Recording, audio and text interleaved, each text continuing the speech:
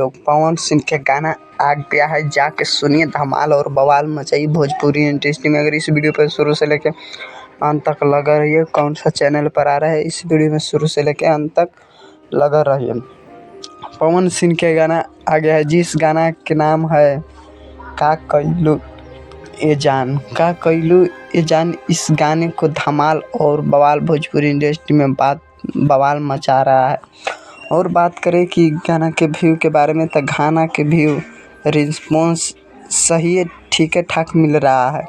और अभी शुरू है तो नहीं उतना चल रहा है, लेकिन ये मेरे अनुमान से लग रहा है कि शाम तक 1 मिलियन के करीब में पहुंच जाएगा शाम तक, और धमाल और बवाल मचाएगा भोजपुरी इंडस्ट्री में। नहीं आ रहा था गाना, नहीं आ रहा था, आएगा तो धमाल बवाल मचा दिया भोजपुरी इंडस्ट्री में पवन सिंह के गाना, और धमाल और बवाल मचावे करेगा।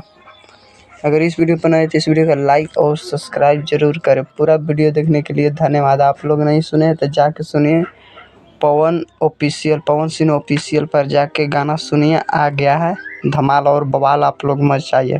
पूरा वीडियो देखने के लिए आप लोगों को धन्यवाद।